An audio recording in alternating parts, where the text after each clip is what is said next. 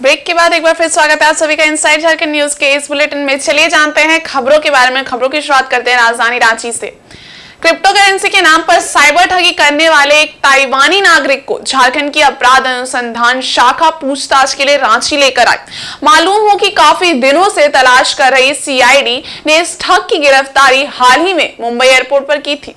दरअसल इस ठग ने क्रिप्टो करेंसी के नाम पर जीवनसाथी.com के माध्यम से धनबाद के एक व्यक्ति को पहले अपनी जाल में फंसाया। उसे एक जाली वेबसाइट पर रजिस्टर करने को कहा और बाद में अलग अलग खाते में पैसे डलवाए। इस प्रकार ठग ने धनबाद के उस व्यक्ति से तकरीबन 1 लाख रुपए की ठगी की। इस संबंध में धनबाद सदर थाने में ठगी के शिकार व्यक्ति ने एक मामला दर्ज कराया। बाद में ठगी के इस गोरख धंधे के मास्टरमाइंड ताइवानी नागरिक को मुंबई से गिरफ्तार किया गया, जहां अदालत से मंजूरी लेकर पूछताछ के लिए उसे रांची लाया गया। रांची में अपराध अनुसंधान शाखा के डीजी अनुराग गुप्ता की अगुवाई में इस पूरी कार्रवाई को अंजाम दिया गया। इसके बाद में वो लोग क्या करते हैं, जो कंपनी के अकाउंट से वो पैसा का पूरे के पूरे को क्रिप्टो करेंसी के माध्यम से क्रिप्टो वॉलेट्स में ट्रांसफर कर देते हैं, राइट। तो जब वॉलेट में ट्रांसफर हो जाता है तो उस वॉलेट से फिर आगे वो जो चाइनीज़ बंदा था उसको वो क्रिप्टो करेंसी के माध्यम से ट्रांसफ़र कर रहा था। तो जहाँ तक तो क्रिप्टो का पहला जहाँ पे कैश इन हो रहा है वहाँ तक तो हम लोग पहुँच रहे हैं, लेकिन आगे क्रिप्टो वॉलेट में पैसा कहाँ जा रहा है वो अभी तक हम लोग नहीं पकड़ पाए हैं। ये जो बंदा पकड़ा गया है इसके मोबाइल फ़ोन में बहुत सारे क्रिप्टो वॉलेट्स के एड्रेसेस उपलब्ध हैं। हम लोग कोशिश कर रहे हैं इसमें हमारे को मैं यहाँ पे ज़रूर मेंशन करना चाहूँगा कि हमारा जो I4C के जो अधिकारी हैं, विशेष रूप से राजेश जो CEO हैं, कल इनफैक्ट वो आए हुए थे इस मीटिंग में हमारे यहाँ पे, राजेश हैं, और इसके अलावा जितेंद्र सिंह और ऋषि मेहता, इन 3 अधिकारियों का बहुत ही ज़्यादा टेक्निकल सपोर्ट हमारे को मिला है और वो पूरा हमारे को ऑनलाइन सपोर्ट दे रहे हैं, क्योंकि ये काफ़ी कॉम्प्लेक्स इन्वेस्टिगेशन है और हमको भी इसकी पूरी चीज़ों की जानकारी अभी नहीं है।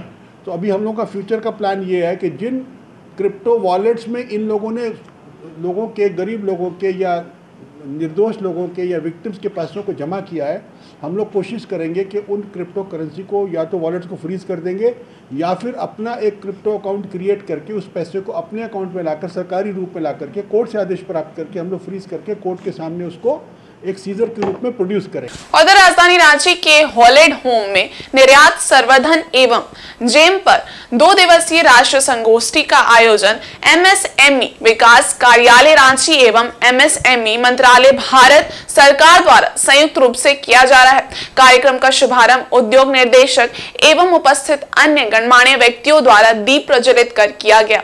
कार्यक्रम में आयोजकों की भी उपस्थिति रही।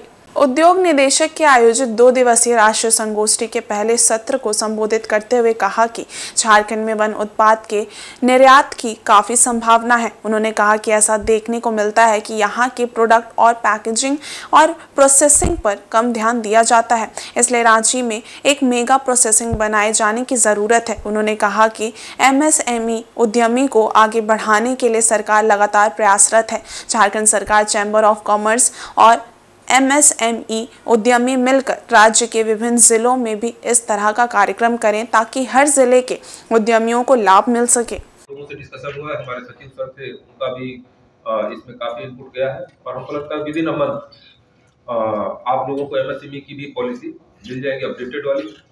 और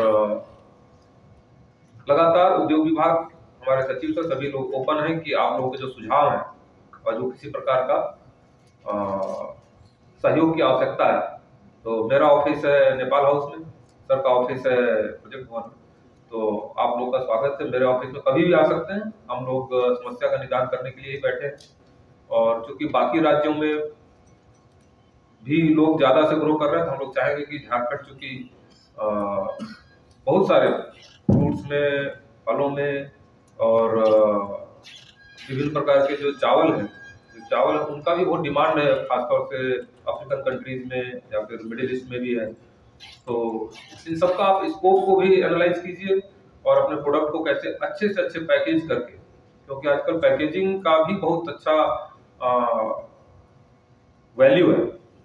आप यदि अच्छे से अपने प्रोडक्ट को नहीं दिखा पा रहे हैं, अच्छे से उसको प्रोटेक्ट नहीं कर पा रहे हैं, उसको जल्दी उसमें फंगस लग जा रहा है, सड़ जा रहा है, तो आपका क्वालिटी गिर जाएगा और अगली बार से आपका डिमांड नहीं आएगा। तो थोड़ा खर्च करना पैकेजिंग मशीन्स पे, इनके अध्ययन करना, और इस प्रकार के बड़े बड़े मेले लगते रहते हैं दिल्ली, कलकत्ता और ऐसी जगहों पे, तो हम जो भी आप लोग हैं इनसे अनुरोध करेंगे कि ऐसी जगहों पर जाके नई टेक्नोलॉजी जो है उनको देखिए, उसका आउटपुट क्या है उसको भी देखिए। वहीं प्रधानमंत्री नरेंद्र मोदी के आह्वान पर एक भारत श्रेष्ठ भारत अभियान के तहत आज उत्तराखंड राज्य का स्थापना दिवस राजधानी रांची के राजभवन में रंगारंग सांस्कृतिक कार्यक्रमों के साथ मनाया गया।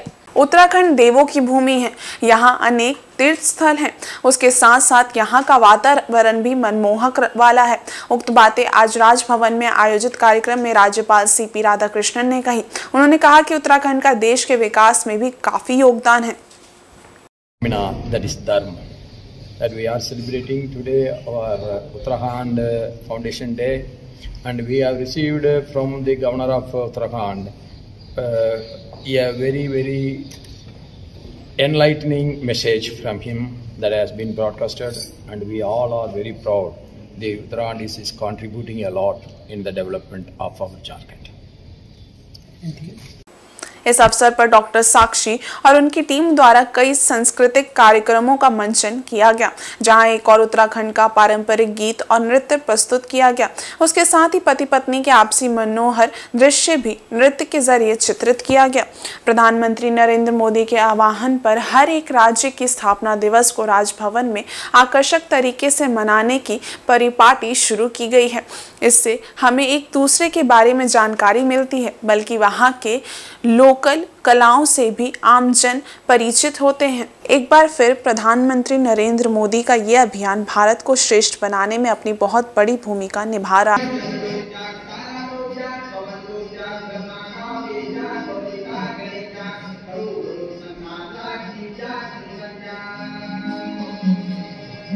और सरायकेला जिले के आदित्यपुर थाना अंतर्गत मुस्लिम बस्ती में एक ब्राउन शुगर बेचती महिला ड्रग पैडलर को पुलिस ने गिरफ्तार करने में सफलता प्राप्त की है। महिला के पास से पुलिस ने कुल 230 पुड़िया तकरीबन 20 ग्राम ब्राउन शुगर बरामद किया है। मामले के संबंध में आदित्यपुर जियाड़ा स्थित कैंप कार्यालय में जानकारी देते हुए पुलिस अधीक्षक डॉक्टर विमल कुमार ने बताया कि आदित्यपुर पुलिस को गुप्त सूचना प्राप्त हुई कि मुस्लिम बस्ती में एक महिला ब्राउन शुगर की खरीद बिक्री कर रही है। इसके बाद फौरन टीम गठित कर मुस्लिम बस्ती के अहमद गली में छापेमारी करते हुए पुलिस ने 38 वर्षीय नाजमुन निशा नामक महिला को गिरफ्तार किया। तलाशी लेने के क्रम में एक काले रंग के पॉलिथीन में कुल 230 पुड़िया करीब 20 ग्राम ब्राउन शुगर पुलिस ने बरामद किया। पूछताछ के क्रम में पुलिस को पता चला कि ड्रग पैडलर पश्चिम बंगाल के मुर्शिदाबाद से महिला को ब्राउन शुगर की सप्लाई करते हैं, जिसका नाम मोगला है। वो लाल गोता का रहने वाला है। मोगला को सरायकेला पुलिस की तलाश लंबे समय से है, जो लगातार इस क्षेत्र में ब्राउन शुगर की सप्लाई करता है। सरायकेला पुलिस अधीक्षक डॉक्टर विमल कुमार ने बताया कि आदित्यपुर मुस्लिम बस्ती में ब्राउन शुगर के गोरख धंधे को रोकने के लिए पुलिस द्वारा सख्त कदम उठाए जा रहे हैं। वहीं पुलिस गिरफ्तार महिला ड्रग पैडलर के आपराधिक गतिविधियों को भी खंगाल रही है। इस मौके पर पुलिस अधीक्षक के साथ प्रशिक्षु डीएसपी पूजा कुमारी, आदित्यपुर थाना प्रभारी राजन कुमार, सब इंस्पेक्टर अभिषेक कुमार मौजूद थे। किसी महिला के द्वारा ब्राउन शुगर बेचा जा रहा है या ब्राउन शुगर बेचने का प्रयास किया जा रहा है, मतलब उसके पास स्टॉक में है। इसी सूचना में जो है वो एक टीम का गठन किया गया था और सुबह जो है करीब 9 बजे के आसपास में अहमद गली में, मुस्लिम बस्ती के अहमद गली में छापामारी किया गया, जिसमें कि एक महिला जो देखते ही पुलिस को देखते ही भागने लगी और महिला बल के द्वारा जो है उसको पकड़ लिया गया। और जब उसकी तलाशी ली गई उसके पास एक पॉलीथीन था, ब्लैक कलर का पॉलीथीन, जिसमें 230 पुड़िया जो है वो ब्राउन शुगर का बरामद किया गया। इस महिला से पूछताछ के क्रम में इसने अपना नाम नाजमुन निशा और 30 साल उम्र है। नाजमुन निशा, ये अहमद गली मुस्लिम बस्ती की रहने वाली है और यह काफ़ी दिनों से ये कारोबार में लिप्त है। और जो भी प्रथम दृष्टया जो पूछताछ में पता चला है, तो इसमें जो एक मोगला का नाम जो पहले से आ रहा था, उस मुगला से भी कहीं न कहीं इसका संपर्क है। और इसमें कुल जो वजन इसका किया गया है वो ये 19.3 320 का। और इधर सरायकेला जिले के राजनगर थाना अंतर्गत एक नाबालिग छात्रा से 5 युवकों द्वारा सामूहिक दुष्कर्म की घटना को अंजाम दिया गया। नाबालिग छात्रा के परिजनों द्वारा राजनगर थाना में मामला दर्ज कराए जाने के बाद पुलिस ने कार्रवाई करते हुए 5 आरोपियों को गिरफ्तार कर लिया है। मामले के संबंध में जानकारी देते हुए सरायकेला एसपी डॉक्टर विमल कुमार ने बताया कि सोमवार को तकरीबन 3:15 बजे स्कूल की छुट्टी होने के बाद नाबालिग छात्रा को उसका एक सहपाठी छात्र बाइक पर बैठाकर एक खुले मैदान में ले गया, जहां रात होने के बाद ठंड के चलते नाबालिग छात्रा को छोड़कर सहपाठी छात्र सॉल लाने की बात कहकर वहां से चला गया। इस बीच 5 युवक वहां पहुंचे और नाबालिग छात्रा को बताया कि उसका साथी उसे नदी किनारे बुला रहा है। इस बीच छात्रा नदी किनारे सुनसान जगह पर पहुंच गई, जहां 5 युवक ने नाबालिग के साथ दुष्कर्म किया। बाद में शॉल लेकर लौटे सहपाठी को पूरी घटना की जानकारी छात्रा द्वारा दी गई। उसके बाद छात्रा को उसके साथी ने घर छोड़ दिया। अगले दिन पीड़ित छात्रा ने परिजनों को मामले से अवगत कराया और परिजन उसे लेकर राजनगर थाना पहुंच गए। इस संबंध में राजनगर थाने में मामला दर्ज कराया गया, जिसके आधार पर पुलिस ने त्वरित कार्रवाई करते हुए सभी 5 आरोपियों को गिरफ्तार कर लिया। वहीं नाबालिग छात्रा को सरायकेला सदर अस्पताल मेडिकल जांच के लिए भेजा गया। बेसिकली जो है वो एक लड़की जो थी वो उसका जो है वो मित्र ही था, वो फ्रेंड था, और वो लोग दोनों साथ में गए थे। लेकिन जब उसका वो फ्रेंड साथ में नहीं था तो ये घटना जो है हुई थी उसके दोस्तों के द्वारा, और जिसमें ये पहचान भी कर ली गई और त्वरित रूप से कार्रवाई करते हुए जो सभी 5 अभियुक्त थे उस सभी की गिरफ्तारी हो गई है और सभी को अभी जो है वो जेल में। दीपोत्सव के इस पावन पर्व पर प्रधानमंत्री नरेंद्र मोदी के आह्वान पर वोकल फॉर लोकल मिशन को अपनाते हुए गुरुवार को नेता प्रतिपक्ष अमर कुमार बावरी ने रांची के हरमू रोड स्थित सड़क किनारे लगने वाले मिट्टी के बर्तन की दुकान पर जाकर दीपावली की खरीदारी की। इस दौरान उन्होंने डिजिटल पेमेंट के माध्यम से दुकानदार को भुगतान किया। वहीं मौके पर उपस्थित मीडिया से बात करते हुए उन्होंने कहा कि प्रधानमंत्री नरेंद्र मोदी ने देश की अर्थव्यवस्था को आगे बढ़ाने के लिए लोकल फॉर वोकल और डिजिटल पेमेंट को बढ़ावा देने का आह्वान किया है। इस दौरान हम सभी भारत के नागरिक होने के नाते स्थानीय कुम्हार द्वारा बनाए गए मिट्टी के बर्तन, खिलौने, दिया, सजावटी सामग्री आदि की खरीदारी कर देश की अर्थव्यवस्था पर अपनी भागीदारी को सुनिश्चित कर रहे हैं। ये कार्य वे नेता प्रतिपक्ष के नाते नहीं बल्कि भारत के जिम्मेदार नागरिक होने के नाते कर रहे हैं। वहीं उन्होंने देशवासियों से भी आग्रह किया कि वे भी local for vocal digital payment को आगे बढ़ाते हुए इस दीपावली में स्थानीय व क्षेत्रीय कारीगरों से ही खरीदारी करें और उनके घरों को भी रोशन बनाएं। उनके घर में भी एक माता लक्ष्मी का वास हो और उनका अभी घर परिवार में एक अच्छा सुख समृद्धि का दिया जले। तो हम सब लोगों ने यह प्रयास, जो माननीय प्रधानमंत्री जी का अभिनव प्रयास है वोकल फॉर लोकल, जो हमारे लोकल प्रोडक्ट्स हैं उस पर हम गर्व करें और इंडियन ब्रांड को हम ज़्यादा करें। तो ये हमारे संस्कृति से भी जुड़ा हुआ है, हमारे त्यौहार से जुड़ा हुआ है। दिवाली में हम लोग दिया जलाने की ही बात करते हैं, तो ऐसे तमाम प्रोडक्टों को खरीदने से ऐसे कई एक घरों में उजियाला आएगा और इनका जीवन अच्छा चलेगा। इसलिए मैं आप लोगों से भी आग्रह करता हूँ कि जितना हम बाज़ारों के, बड़े बाज़ारों के प्रोडक्ट्स जो विदेशी, खासकर विदेशी बाज़ार है, उसको हम ना कह के स्थानीय अपने कारीगरों को उन्नयन के लिए इस तरह के अभियान से जुड़े और ऐसा काम करें। मैं करता था, पहले भी मैं करता था, लेकिन ध्यान लोगों का इसलिए नहीं जाता था। अभी आप लोगों को समय खबर मिल गया इसलिए यह आया है। लेकिन घर की खरीदारी जहाँ जब मौका मिलता है हम लोग करते ही। दिवाली इसलिए ख़ास है क्योंकि रामचंद्र जी जब अयोध्या लौट रहे थे, रावण लंका दहन करके, रावण को दहन करके, तो उनके आगमन पर दिवाली मनाई गई थी और उसी त्यौहार से यह दिवाली है, अयोध्या आगमन का। तो हम सब जान रहे हैं 500 साल के लंबे संघर्ष के बाद रामलला 22 जनवरी को विराजमान होकर हम सबको दर्शन देने के लिए वहाँ आ रहे हैं। तो राम मंदिर का भव्य निर्माण हो रहा है और उससे पहले यह उसी तरह है जैसे त्रेता युग में श्री राम आए थे रावण को हरा करके अपने अयोध्या।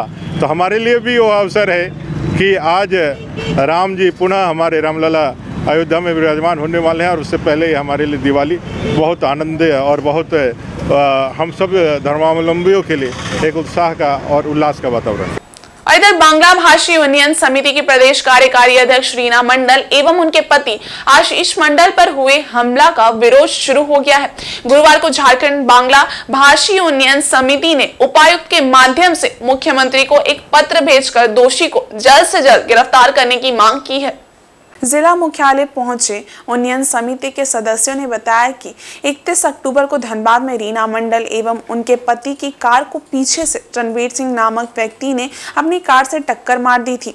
उसके बाद उसने ओवरटेक कर कार को रुकवाया एवं पिस्टल तान दी एवं दोनों पति पत्नी को जान से मारने की धमकी दी। इस संबंध में धनबाद थाना एवं सिटी एसपी के समक्ष पीड़ित दंपति ने लिखित शिकायत की, जिसमें रणवीर सिंह को नामजद अभियुक्त बनाया गया था, परंतु पुलिस आज तक आरोपी को नहीं पकड़ पाई है।